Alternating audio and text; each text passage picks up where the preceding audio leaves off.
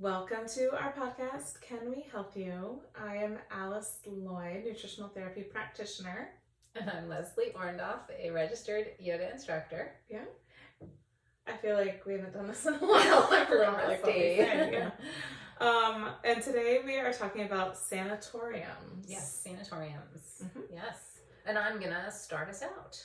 Go right? for it. Yeah, that's what we just said. Okay, so mainly people who visited these sanatoriums were inflicted with tuberculosis. So I am going to kind of discuss tuberculosis through time to kind of set us up for your more in-depth discussion of the sanatoriums themselves. Yeah. So just briefly, I know you're going to talk about tuberculosis as well. Tuberculosis is a highly contagious disease caused by the bacterium Mycobacterium tuberculosis. Mm-hmm.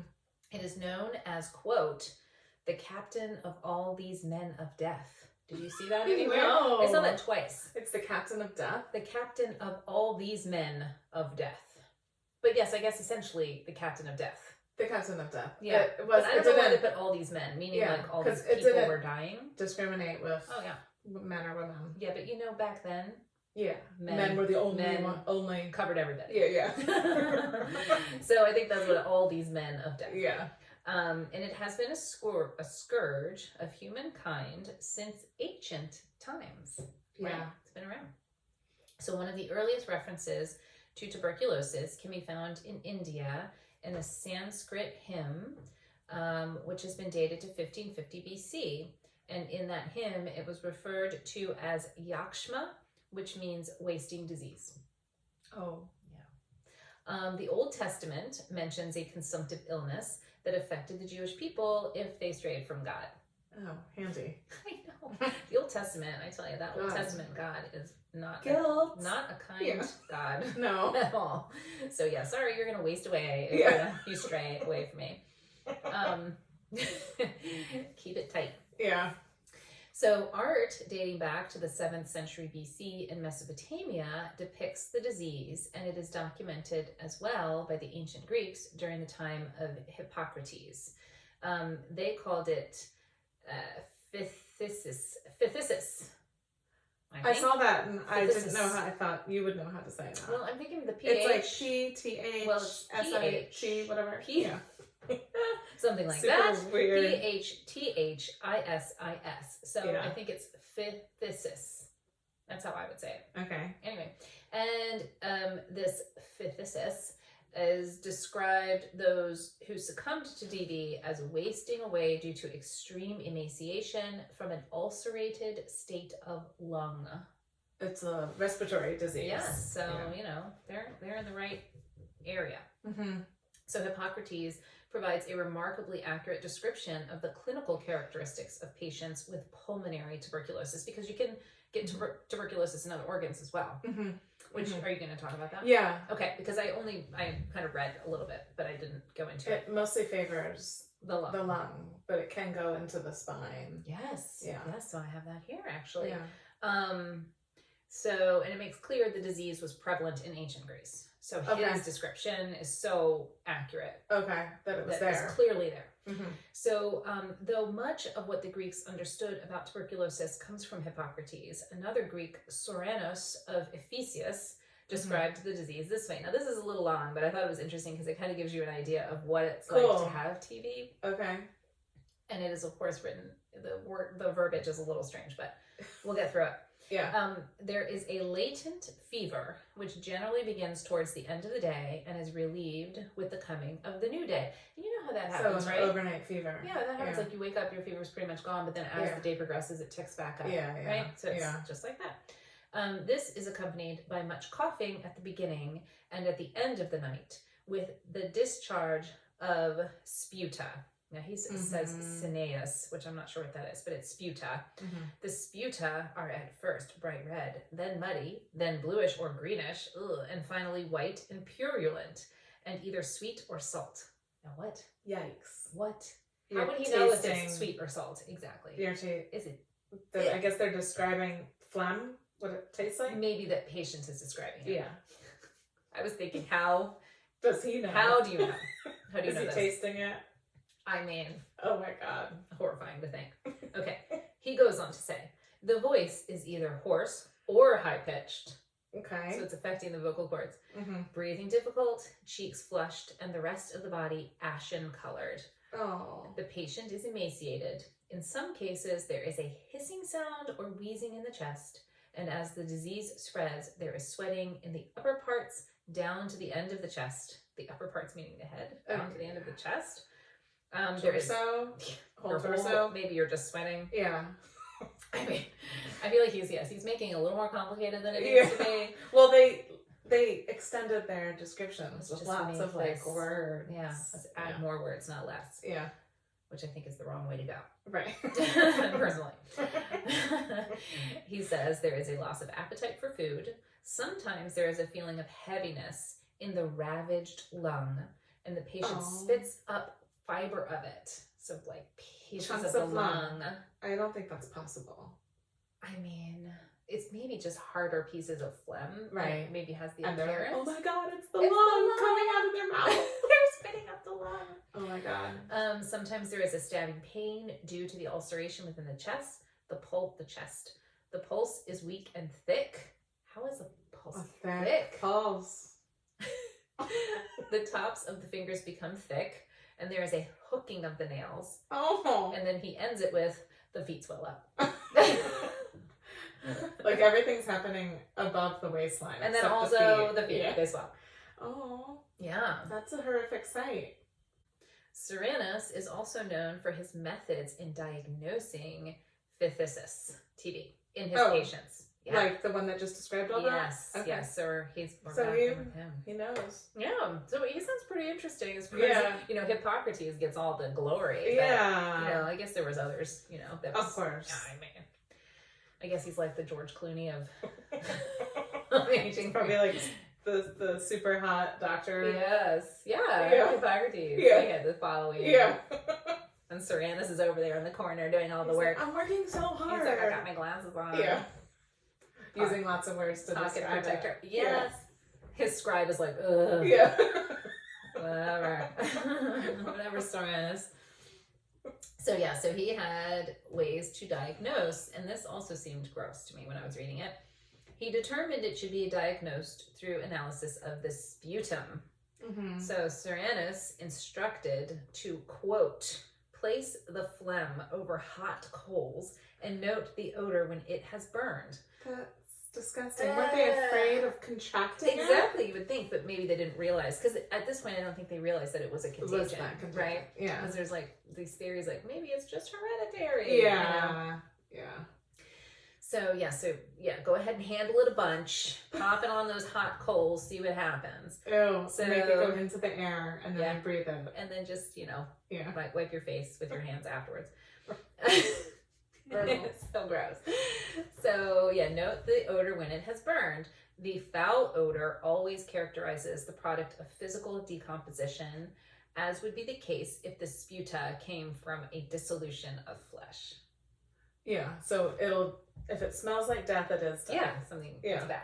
Not good. Yeah. Shouldn't smell. In addition, he instructed to place the sputa in water. Ew. Quote, normal sputa are readily dissolved, but those which are diseased remained coagulated, undissolved, and sink to the bottom. Yikes. For they are heavy and are the morbid product for a dissolution of the flesh. Ew. I just disgusting, right? The sputa just in the water. Oh, I see it in the glass. Horrifying, right? I know, I was horrified by that too. But it's worth noting, right? Indeed. Because that's what this is where our episode's about. Exactly. And this is the history of how things were, where we are now, right? Oh my God. How we got to here. It's still probably done. Sputa investigation. Pop it in that water glass over there, Bobby. my intern. Right. Ew. I don't want to be your intern anymore. I know. Like, let's not do the sputa. Can I work for 24 hours instead in some hospital? Right. Instead of analyzing somebody's sputa in water. Oh my God. Okay, so signs of the disease have also been found in Egyptian mummies dated between 3000 and 2400 BC. The most convincing case was found in the mummy of a priest, Nesperahen, and he was discovered, I'm guessing it was a he, maybe it was a she, discovered in 1881. So that mummy featured evidence of spinal tuberculosis. Okay. With characteristic psoas abscesses on the psoas. Okay. Down lower. Okay.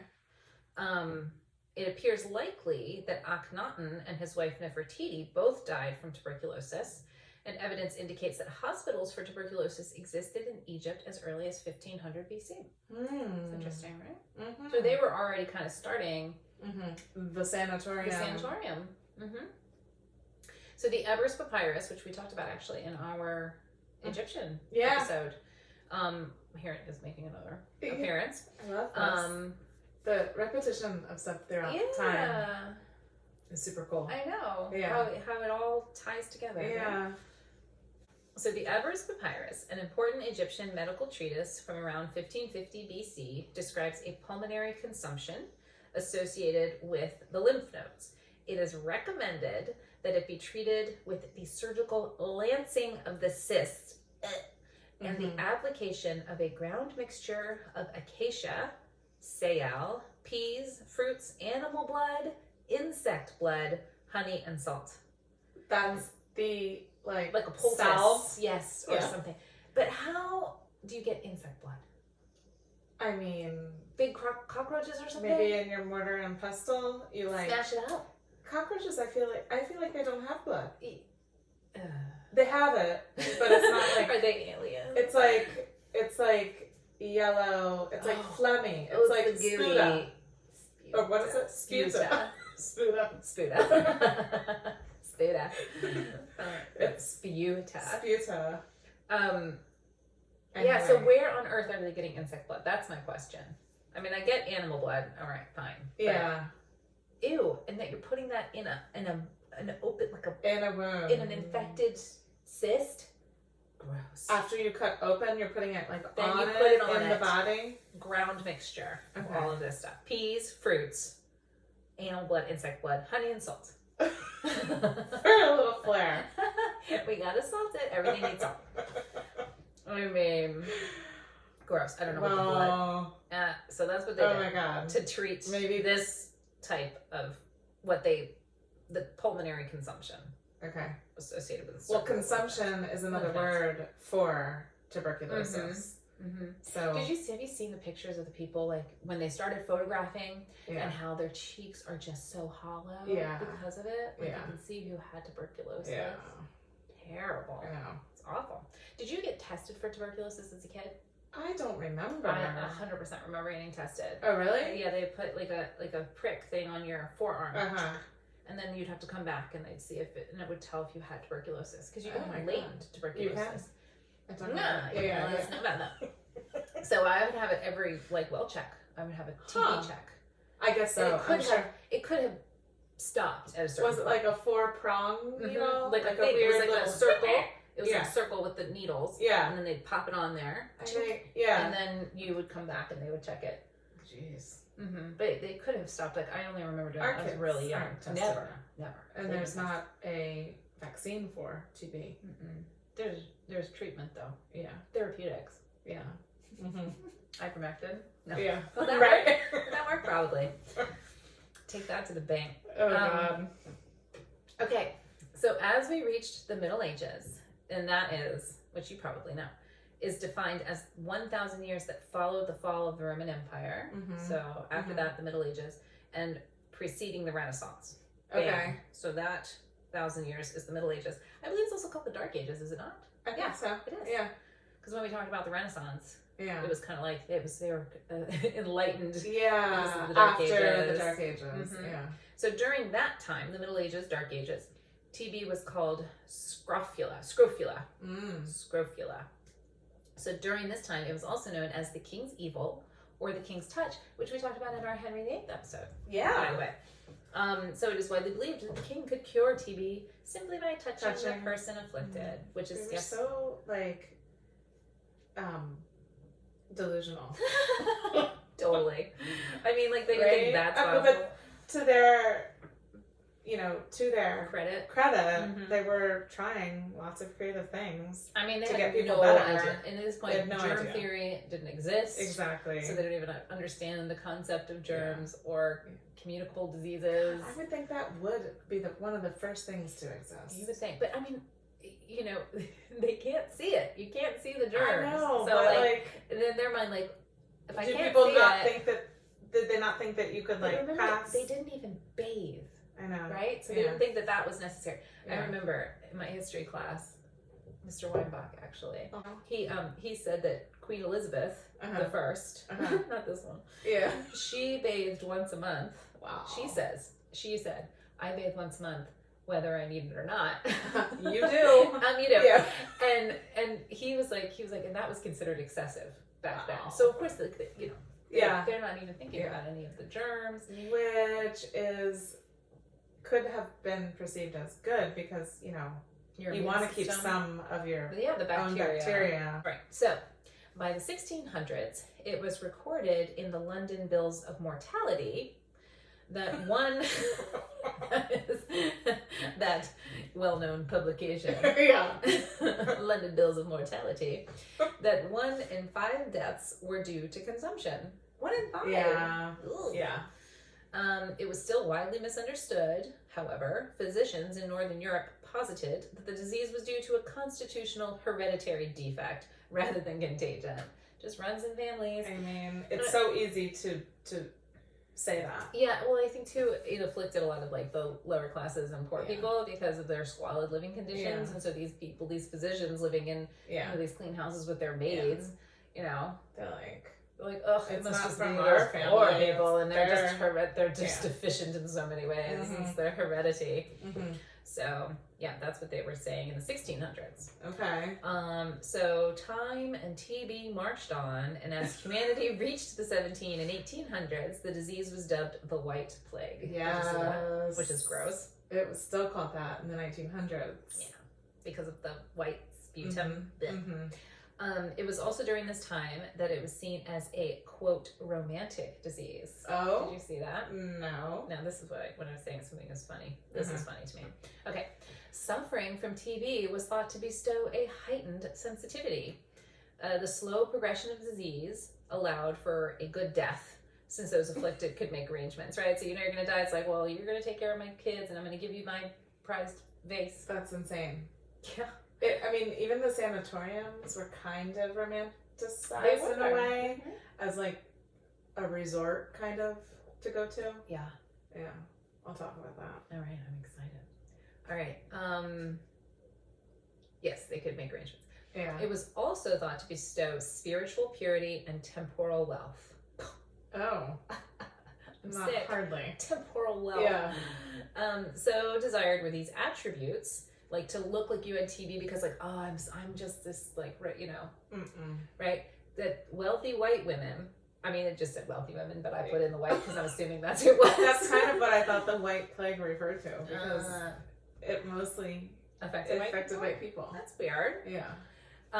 So desired were these attributes of purity and temporal wealth that these wealthy white women tried to make themselves whiter, paling their skin to achieve that chic consumptive look. I added chic. And then I put in parentheses heroin chic. Do you remember when that was a thing? No. Heroin chic. To be so so heroin chic. When was that? Late 90s maybe? Early 2000s? I don't remember. Late 90s. Heroin, the drug? Yeah. Oh. I know, right? Heroin chic. I thought you meant you look like you're so heroin. thin, an emaciated, so similar.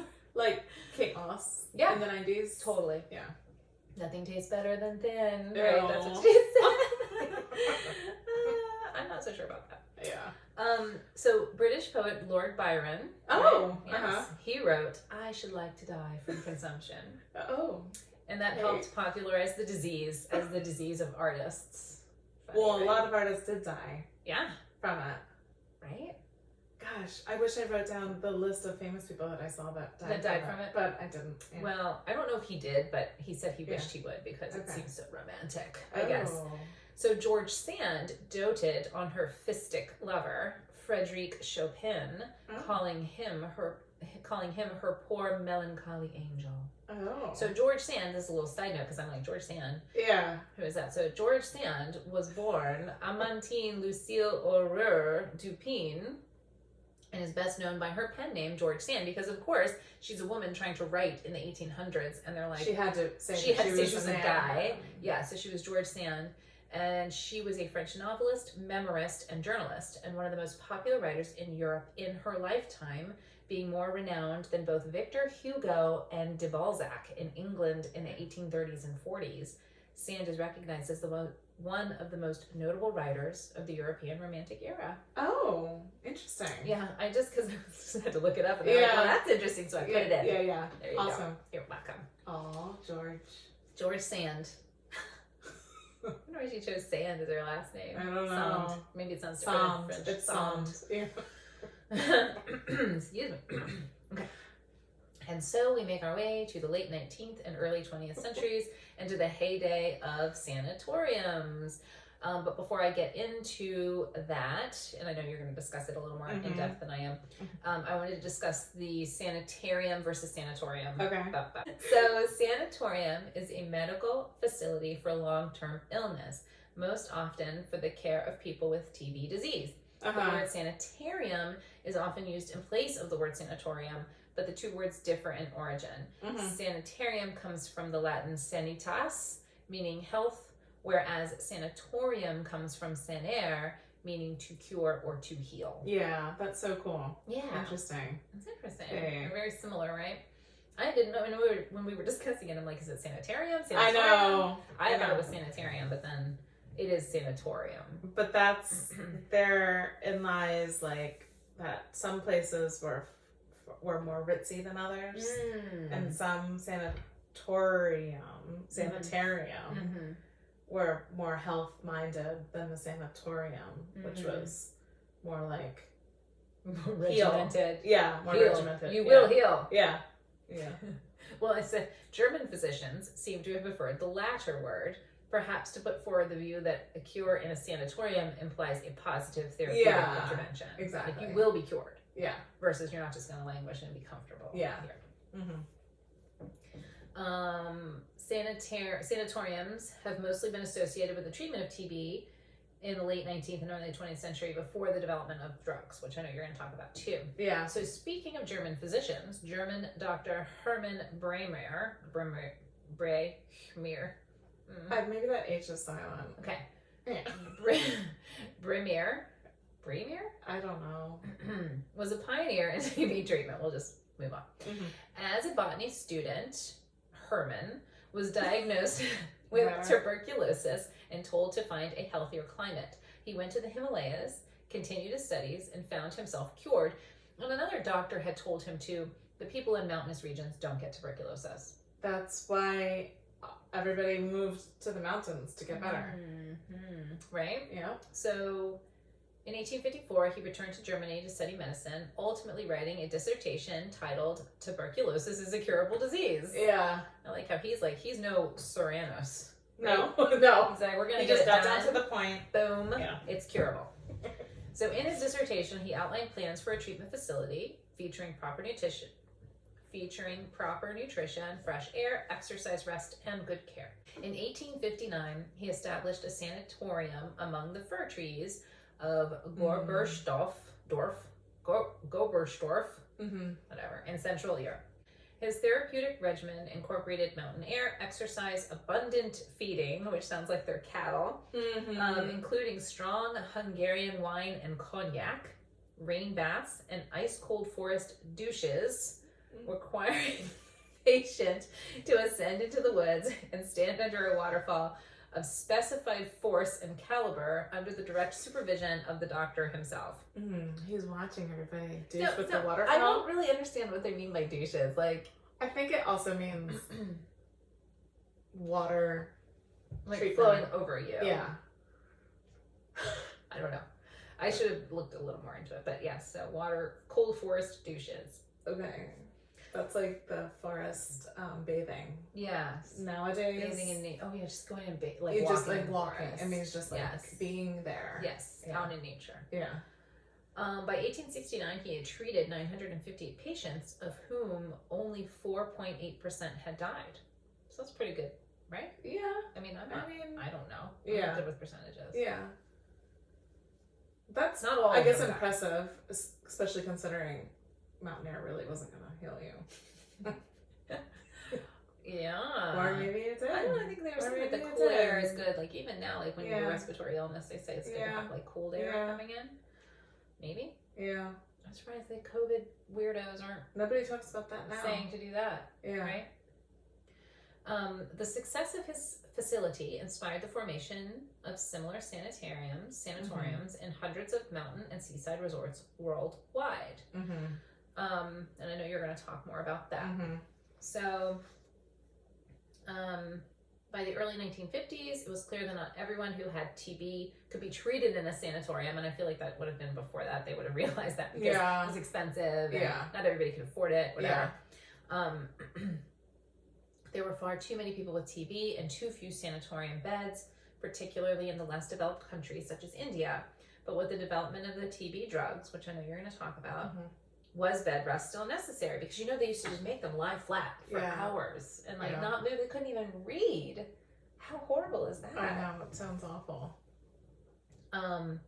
So was bed rest still an advantage? The answer was to come with the Madras experiment, I think.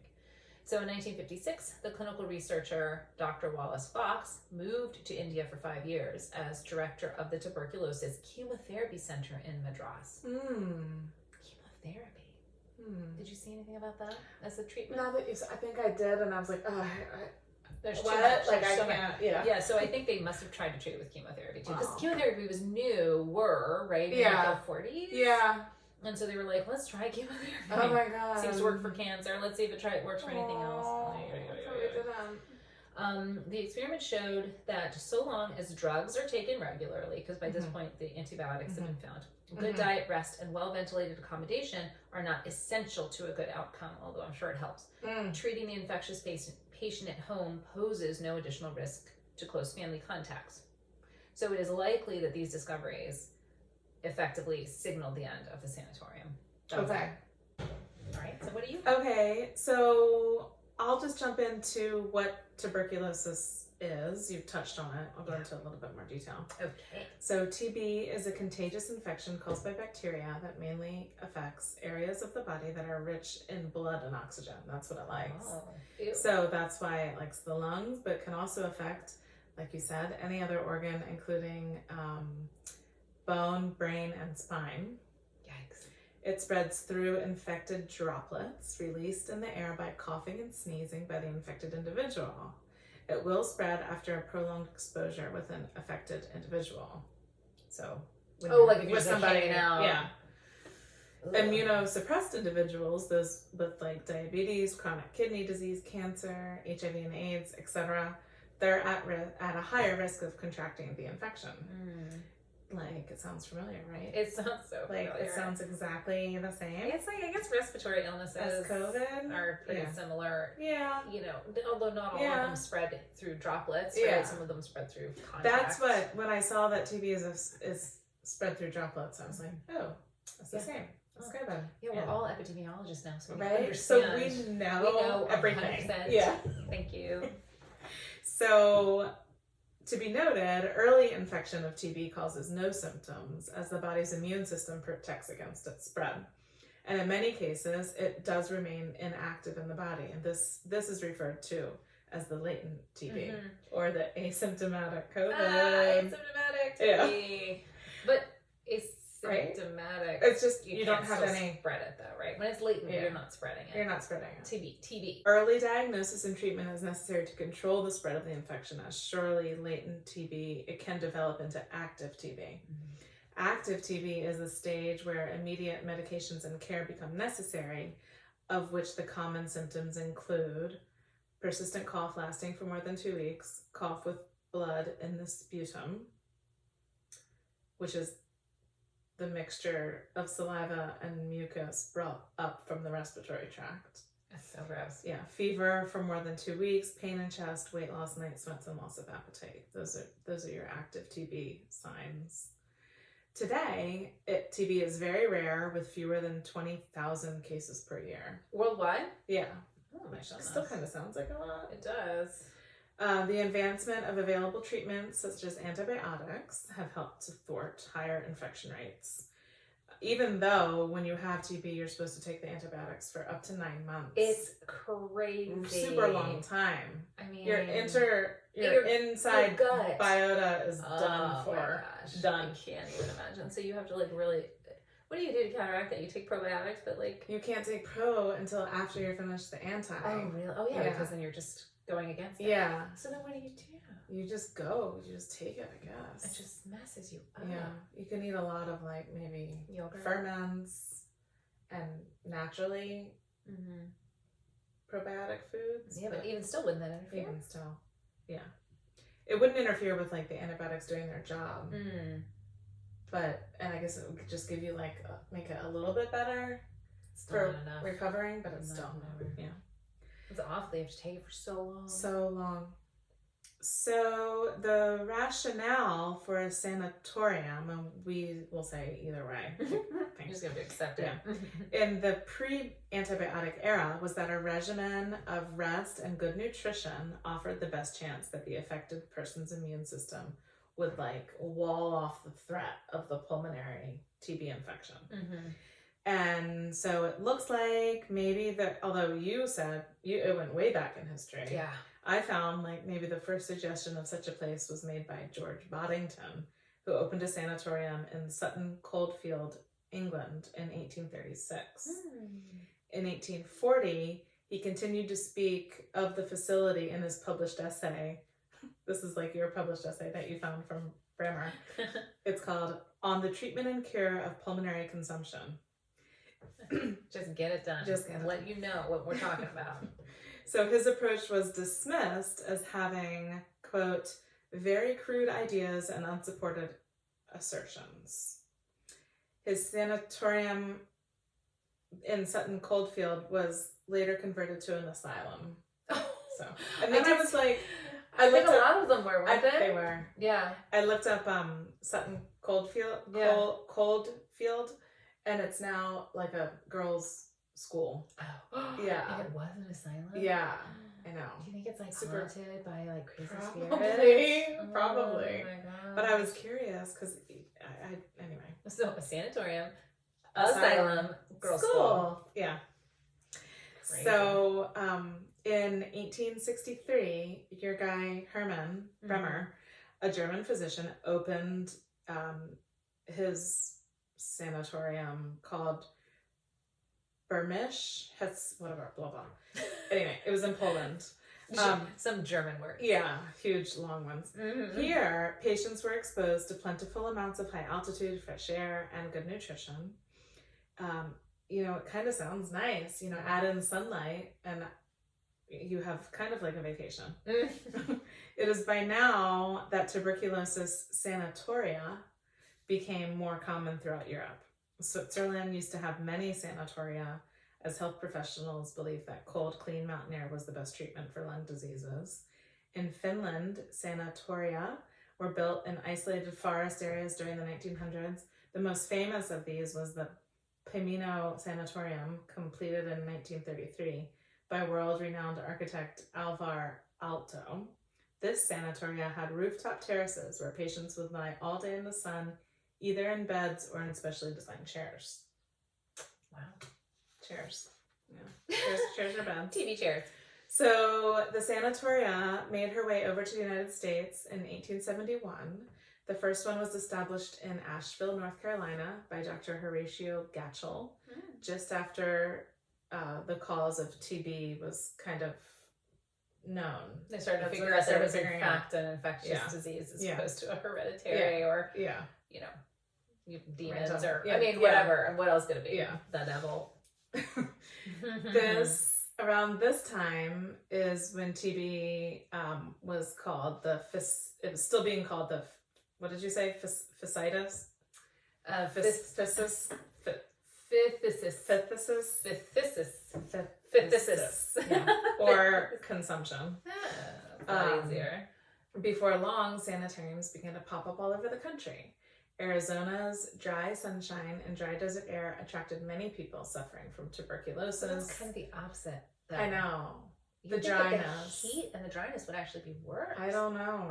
Make Arizona create more inflammation. They, people that were suffering from these diseases, they also people that had rheumatism, asthma, tons of other, I guess, breathing, respiratory, pulmonary issues, went to Arizona, and if they couldn't, some of them suffering from these diseases couldn't afford to stay in a facility dedicated to getting better, so they set up tent cities. And Tucson is one of the biggest tent cities. Wow. During this time. Yeah. That's interesting.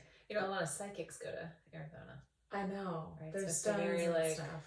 Yeah. I remember you were talking about our Heaven's Gate, that was one of the good places. Yeah. Arizona. Yeah. So freaky. Because of all the good, positive, spiritual, whatever. Maybe there was a little spiritual piece to this. Maybe.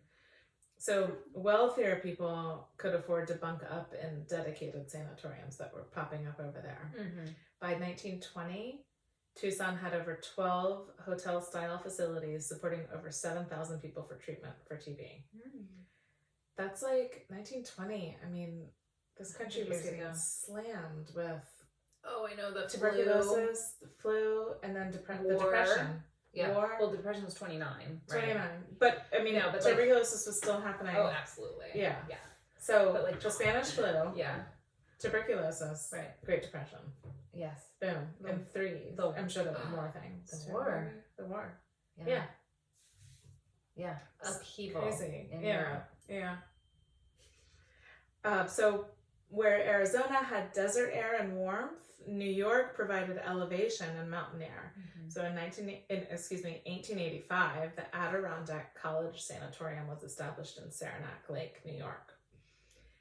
Founded by Dr. Edward Livingston Trudeau, the Adirondack College Sanatorium also eventually became a school for nursing. Trudeau was born in 1848 in New York City to a family of physicians. During his teens, his elder brother contracted TB, and Edward nursed him until his death just 3 months later. 3 months? Yeah, That's fast. he just lasted 3 months. I feel like it kind of made you languished with it a lot. I don't know. Maybe it depended, how old you were. Or... Yeah, but I think his brother must have been young. I know. Well, sometimes youth and your immune system works against you, right? I know. Yeah. So it's overactive and it actually causes more trouble. Yeah. So at age 20, young Edward enrolled in the College of Physicians and Surgeons at Columbia, completing his medical training by 1871. Just a few years later, he himself contracted tuberculosis, and following the conventional thinking at the time, he went to live in the Adirondack Mountains, where the changing climate was believed to help his condition. He did get better after spending as much time outside as possible and decided to open a practice in Saranac Lake. In 1882, Trudeau learned about the Dr. Bremer's success treating TB with the rest cure in cold, clear mountain air. And following his example, Trudeau opened his sanatorium. So his first patients were two sisters who had been factory workers in NYC, and they were treated in a small cottage known as the Red Cottage that's still there today. Yes, yeah, I know that too. That's interesting. So the two sisters, did they survive? They survived. Oh. They survived, yeah.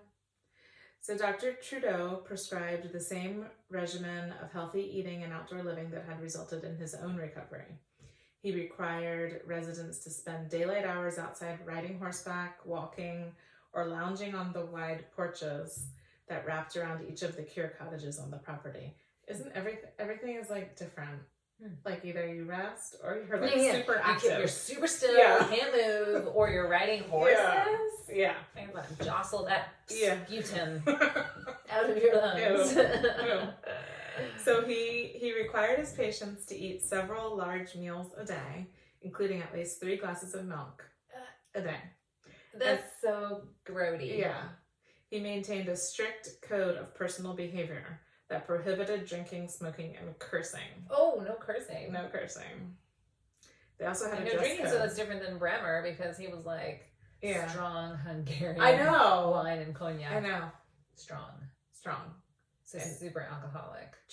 Maybe Trudeau was like in AA. Yeah. And or he was one of the teetotalers or whatever, Yeah. the purity. Yeah. During that time, like Yeah. that Victorian era, they Yeah. had that, I don't know what it's called, something with purity. And... Yeah. By 1900, Trudeau had raised enough money to build over 20 cottages, an infirmary, a library, a chapel, and his own laboratory for the study of tuberculosis. Wow. Unfortunately, his cures did not stop the spread of the disease in his own body, and although he offered himself a model of recovery, he died from tuberculosis in 1916. Oh. Whoopsie. It's where it works, Sorry, guys. Everybody was giving it to Just him. model it after me. I'm the Yikes. model of the cure for tuberculosis. Oh, so then dear. that's when the facility became like a nursing school. But clearly eventually I think it's now like museums. Oh, but to still tuberculosis? There. Yeah. Mm. To tuberculosis. Like a tuberculosis museum? Yeah. Yay, let's go, kids. Honey, I gotta stick us to the tuberculosis museum. Oh God. Sounds amazing. The depressing museum tour. Yeah. Be thankful for what we have today. Yeah. Antibiotics are our friends. COVID, yeah. Ugh. It is interesting to note that the sanatorium movement was driven by a different underlying impulse than the public health campaigns waged by progressive reformers and city officials. There was like a twofold. The policy demands of public health required preventing new cases of the disease to contain the contagion, while the logic of the sanatorium movement was to implement a cure. You know? Okay. Yep. Yeah. Contain or cure. Yes. Contain or cure. Can't we do both? Yeah. They thought so. Oh, good. The means of implementing the cure at the sanatoriums involved experts, not real experts at the time, but like they were pretending. Or not pretending, but they thought they knew. They thought they knew. They thought they knew. Oh, so much like today. Yeah. And these experts were exerting heavy control and regulation over those who had contracted the disease, like governmental control. Mandates? Yeah, mandates. Oh, God. The cures the sanatoriums adopted ended up dictating every aspect of daily life. So much control was imposed on the sick, or they were also called the tuberculars. That patients found treatment to be oppressive and invasive. Yeah. No, please don't give me a rainwater douche. Yeah, like I'm good. I'm alright. Don't make me stand upside down under this waterfall. I feel like that's what the... I mean, I guess it could be. Yikes. But never mind that, the sanatoriums accomplished the goals of physicians and social reformers alike. By confining tuberculars to institutions, they could promote societal well-being, since those that were sick were isolated. Bye-bye. And apparently getting better by slowing or stopping the disease's progress in the body. Yeah, but then so they're separated from their families. So that's terrible. A lot of people didn't want to go because they were the breadwinner or the childcare provider. They couldn't go to the sanatorium. Was it typhoid where they're like knocking on doors and pulling people out where they're like hiding? Was that typhoid? It wasn't tuberculosis. No, I didn't see that for tuberculosis. Typhoid. Yeah, where like people would be hiding like, oh no, somebody's got it, and you get turned in and then they drag you out and take you away. That's awful. But I mean, isn't that like I feel like maybe the Scarlet Letter was like that. Like you had to wear an A if you remember the book. Oh, the Scarlet Letter? Yeah. Why does that? You had to wear an A if you an adulterer. An adulterer. Yeah. But the same kind of thing. They're like labeling everybody tubercular. Yeah. I want to read that again. The Scarlet Letter. Yeah. Okay, so the sanatorium movement thereby satisfied both the drive to coerce and to cure. Dr. Trudeau's Adirondack facilities quickly became a gold standard for sanatoriums as public health advocates became enamored with the concept. Private and public facilities continued to grow, and by 1900 there were 34 sanatorium, whatever, scattered across the country with some 4,485 beds. Wow.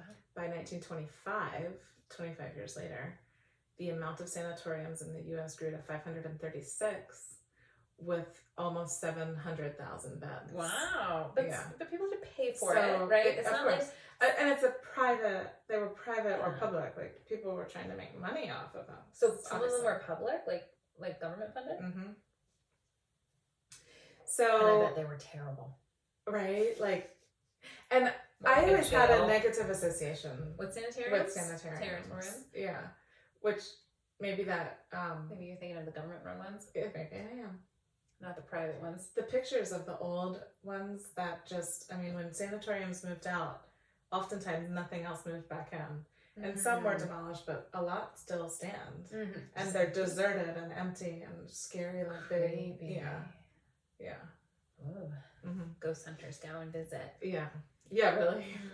Mm-hmm. So, unfortunately, sanatoriums did not provide a comprehensive solution to the tuberculosis problem. Not everyone was admitted to a facility, either because they couldn't afford the extended stay, or because they were deemed too sick to benefit from the curative regime. You're going to mess with our numbers, so you can't. You're too sick, you're just going to die here. Yeah, it's dragging our numbers down. Yeah. Many of those infected gave false information to state officials because they couldn't afford to leave their families, as we just said, as the breadwinner or child care provider. Mm-hmm. Even as the sanatorium movement grew, most of the affected pursued their own remedies for their illness, like moving out west. The word on the street in the east was that Colorado had better air, the better climate, and the best mountaintops for curing tuberculosis. A curative Eden, if you will. Ooh. A 1913 health survey stated that more than half the residents of Western cities claimed that they, their parents, or their grandparents had migrated there for health reasons. As a Denver resident observed, quote, "People came here to die, and they just couldn't do it." They just couldn't do it. Yeah. Colorado Springs became the city that tuberculosis built. Really? Isn't that wild? Yeah. So, if fresh mountain air, whether in a sanatorium or going rogue, were not really working, but kind of working, how did the TB movement, aka the White Plague, come to an eventual close? Yeah. While penicillin was invented in 1929, it was proven ineffective against TB. Mm-hmm. It wasn't until the early 1940s, with the discovery of streptomycin, that an effective cure was found. This biomedical development would render the sanatoriums obsolete. First tested on TB patients at the Mayo Clinic in the winter of 1944, streptomycin was found to kill the Mycobacterium tuberculosis within weeks. Mm-hmm. A process the rest cure took at best months to complete. Yeah, if you were lucky. Yeah. Although maybe it wasn't weeks, really, because you had to take it for 9 months. Well, they maybe right away. It maybe your improved symptoms. Yeah. It was maybe almost gone, but gone. It was still there enough that if you stumped it, it would come back. Yeah. Right? Streptomycin is an antibiotic medication used to treat a number of bacterial infections. An antibiotic is a type of antimicrobial substance fighting our bacteria in our body. The bad bacteria. I guess the good bacteria. So the term antibiotic literally translates to opposing life, coming from Greek roots, and is broadly used to refer to any substance used against microbes. Medically, antibiotics are produced naturally by one microorganism fighting another. Conversely, non-antibiotic antibacterials, like antiseptic drugs and antibacterial soaps and chemical disinfectants, are fully synthetic. Mm-hmm. Both types of antibiotics, really kind of like internal and external they are, have been used since ancient times to ward off bacterial upset. In ancient times, they saw the benefit of like mold on things being like a opposite bacteria to what you had. Oh, it's penicillin. Right? Yeah, exactly. So in more modern times, the effectiveness and easy access to both antibiotics and antibacterials has led to their overuse, and some bacteria have evolved resistance to them. I know. Yeah. Some medical professionals say the use of them can offset one's natural bacterial environment.